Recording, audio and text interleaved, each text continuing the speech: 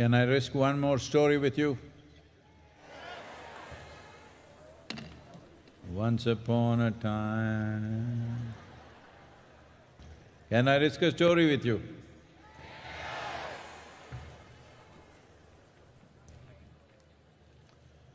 On a certain day,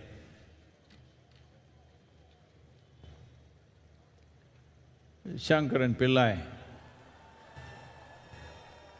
went out drinking with his friends.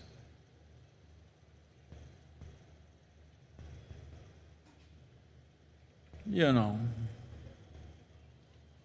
drinking people, in some aspects they are like yogis, timeless.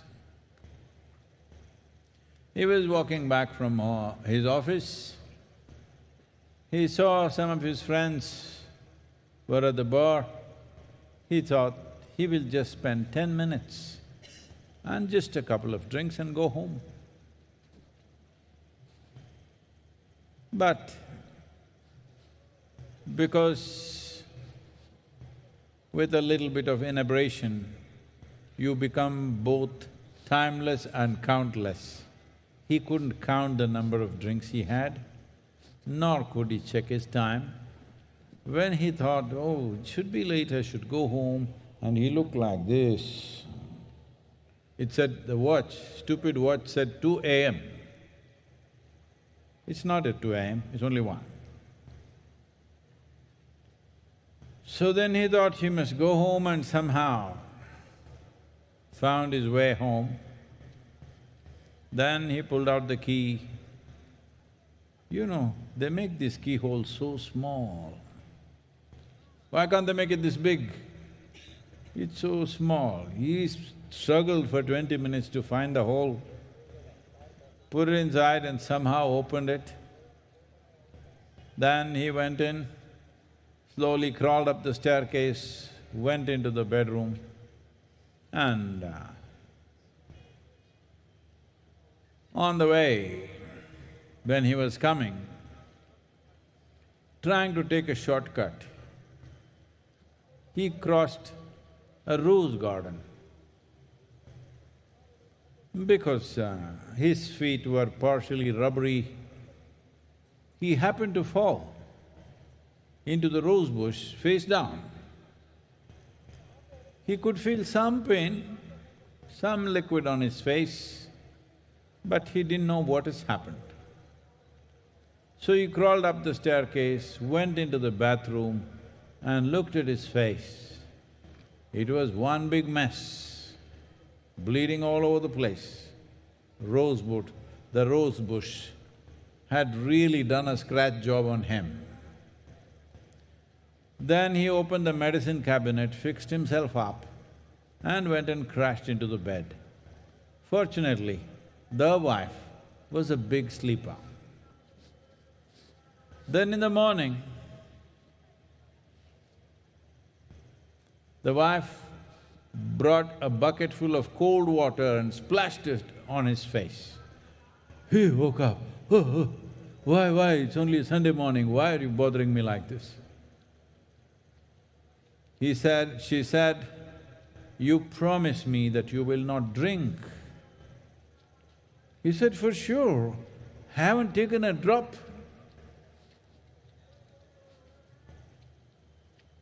She caught hold of him by his shirt, dragged him into the bathroom and showed him.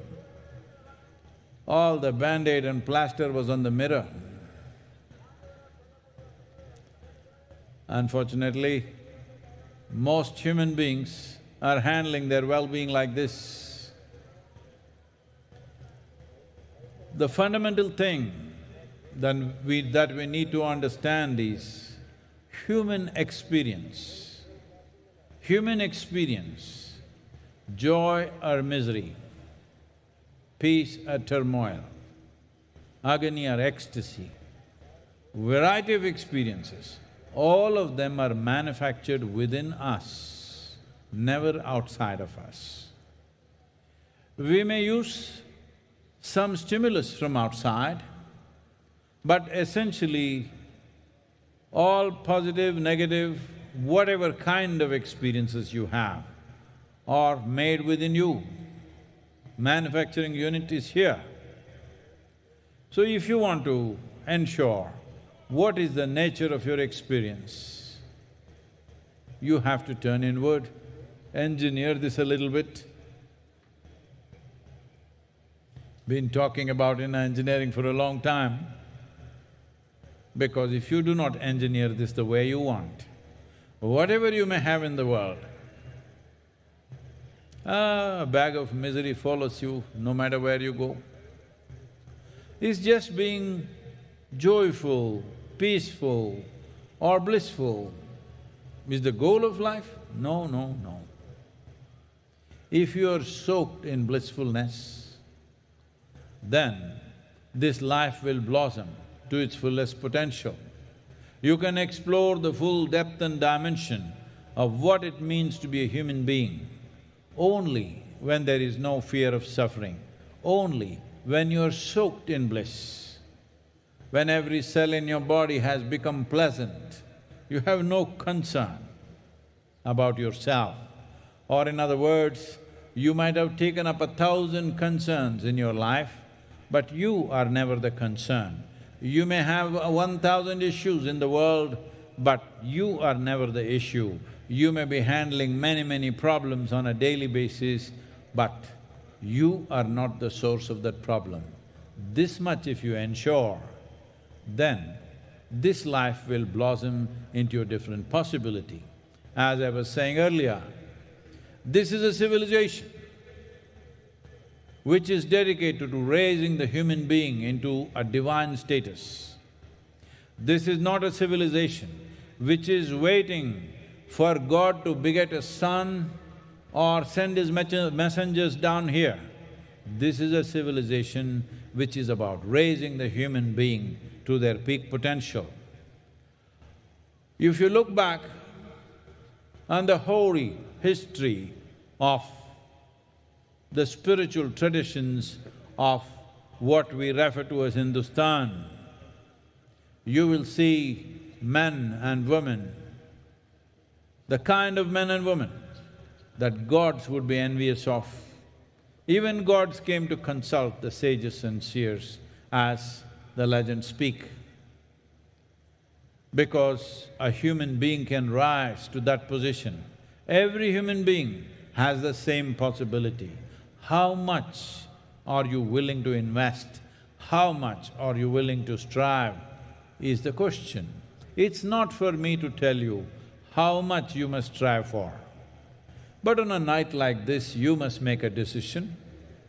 It'll be good if you make a decision how far you want to go within yourself, how much freedom, how much blissfulness do you need for yourself. Because everything comes with a price, everything costs life. How much are you willing to invest? How much striving are you capable of? It is good on a night like this if you make your decision. You don't have to go by my prescription because I have not given you a prescription unless you ask for one. So, there are simple ways, there are very sophisticated and complex ways, there are many ways. 112 ways. Those 112 ways are basic things. Out of that, there are a million ways. There are many ways. But the important thing is, you must make a decision. How much of your life are you willing to invest for your inner well-being? How much striving are you willing to do, are you capable of doing? This is something that you need to make up your mind on, and it must be today. It's best it is today, because who knows about it tomorrow? Tomorrow is wishful thinking. Yes, we plan for tomorrow, we strive for tomorrow, but we cannot live a tomorrow. So today is the day. If we want to make significant decisions about where are we going in our lives, externally you do whatever you want in your lives, whatever you're good at. But how you want to be is a choice. And this is the only creature that we refer to as human being who has this choice, who has the ability to exercise this choice. This is why no other creature is referred to as a being. But human struggles are all about this. If there was no choice for you, if you were like any other creature, that your way of being was determined by nature, you would have no struggles. It's the freedom that you're struggling with, it's not the bondage. I know it is fashionable to talk about bondage. I know those of you who are veterans of spiritual programs and discourses and books, everybody says life, the sufferings of life which entangle you. No, it is the freedom which is the problem. If you had no freedom, if you were fixed like every other creature by nature, you would have no struggle, no striving was needed. The problem is, nature has left it in your hands, how to be. If you do not exercise this choice, well, you won't fit into the framework of being a human being. Human creature is not a good one, because human creature is a dangerous creature. No other creature is that dangerous. Human creature is a terribly dangerous creature, but a human being is a tremendous possibility. It is my wish and my blessing, you must explore this possibility in this life. In this life. It's very, very important because most of you or many of you are Hindus, you will say, I will do it in next life. Hello? This life? I'm gone, Sadhguru. This life? This life. In this life it must happen. That is, exploring the full depth and dimension of what it means to be a human being. First thing to do is, you determine your way of being, not something else, not what other people do and say. You determine the nature of your being. How to be is decided by you, only then you are a human being. Inner engineering is a wonderful solution, a very simple, I must tell you this. I know many people could misunderstand this, but I've lived with misunderstandings all my life, so what's the problem? Someone came here a couple of years ago. This is a person who is over 70 or 75 years of age, I think. So he was here for 3 weeks. Then towards the end of his trip here, he wanted to see me and I said, okay, because he wrote a note saying that he was with J. Krishnamurti, then he was with U.G. Krishnamurti, then he was with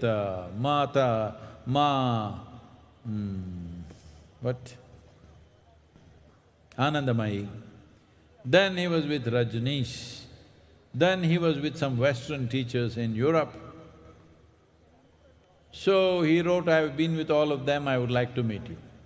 I said, okay, a senior person, so I went to meet him.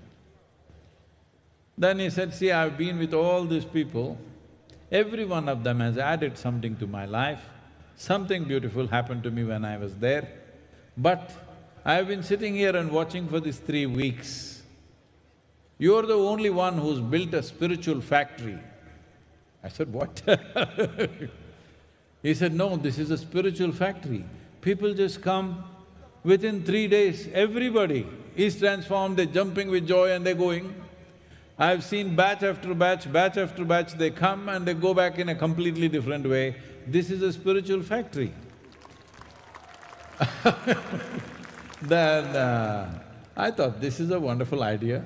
Then I called a few of our people just to test them and I said, I think we should rename Isha Yoga Center as Isha Spiritual Factory. They said, no, Sadhguru, factory. Factory seems to be mundane, but you must understand, factory or an assembly line means consistency of product, consistency of results. So inner engineering is like that. We are not making it in art, we are not making it music, we are not making it something aesthetic, it's engineering. Because to enjoy music, to enjoy art, you need a specific kind of mind.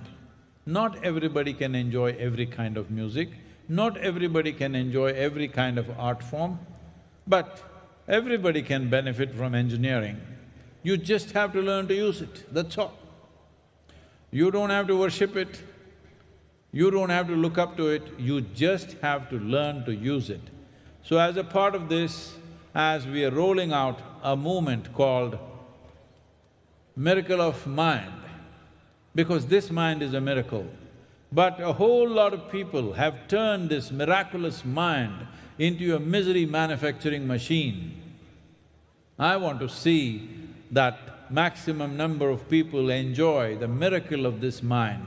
What a miracle we have in the form of human mind, how many things it can do, what wonderful things it can do, but people are busy stressing themselves, depressing themselves, frustrating themselves, losing balance, all kinds of things happening on a daily basis. So, this Miracle of Mind movement is about offering simple processes, 15 minutes a day if you're willing to invest. For different people, different kind of things, over 21 varieties of offerings, 15 minutes a day.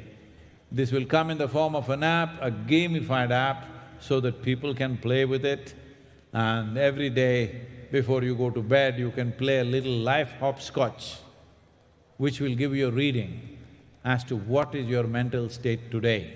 If you work on this, you'll also get rewards, I will not talk about it right now. But for the youth particularly, we are offering very strong scholarships for the youth. 50% scholarship they can get, or 100% scholarship they can get, but that is only if you don't have money, because it costs money to deliver this. But we are willing to give it free of cost, but if you are getting it free in scholarship, a certain number of hours a week, you must do something which is not about you, about somebody else. You can go and teach a child in a slum or something, a little bit of mathematics or science, or you can help an old person somewhere, or you can plant a tree or whatever. Something which is not about your personal stuff, you do something that's good for somebody else. Certain number of hours if you put in, we will give full scholarship for inner engineering for youth. If you're young, if you're not dead, I think you're young. Now I am wondering, the silence is scaring me. The silence is scaring me.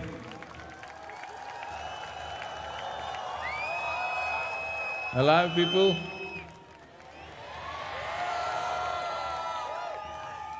Now, in this whole effort, there are many aspects to this, but this kind of movement, where we want to touch at least 3 billion people in the next 18 to 24 months, with 15 minutes of closing eyes.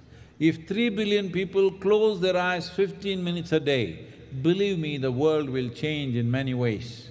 There was an experiment conducted in United States recently, where young people were made to sit in a room where there's no television, no phone, no painting, nothing, white walls all around. They have to just sit there quietly for 15 minutes. If they cannot, they can opt to have an electric shock, a mild electric shock. 67% of the young people chose electric shock rather than sitting quietly for 15 minutes. So you see, sitting quietly with eyes closed for 15 minutes, if 3 billion people do it, it can transform the world, can mitigate the mental health pandemic which is supposed to be coming. People make predictions. Predictions are made based on cold statistics.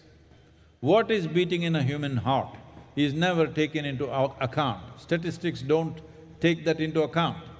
But if all of us are willing, can we make sure that they're predicting in the next 10 years' time there'll be a mental health pandemic, because many factors are showing that. 1 in 3 teenage girls in America are depressed, clinically depressed. Recently, the Surgeon General of United States said, 1 in 2 people, if there are 2 Americans, 1 of them is feeling lonely. Loneliness means it is the incubation period for mental illness. You are cooking it up, it's coming. So you're among 1 million people and you're feeling lonely. There are 8.4 billion people and you're feeling lonely. And there are trillions of other life forms and you're feeling lonely. This means you're cooking a mental illness, it's going to come. It's just a question of time. So 1 in 2, 50% of American citizens are feeling lonely. What is happening to the other 50%? You don't know. So, this is the time. Either we can wait for terrible predictions to come true, or we stand up and see such things do not happen to us, because we are talking about what terrible things will come upon our children, that's what we're talking about. When we say in 25 years there'll be suicide pandemic, we are talking about our children. If you have any love in your heart for the generation next, we must ensure that such predictions, no matter what kind of facts it's based on, they should not come true. This is the effort. I want every one of you to be a part of this miracle of mind movement which will unfold from August, September onwards this year. Please be a part of it. There are questions, please. Oh, first thing is you have to stay awake, then awakening. Hello? Namaskar.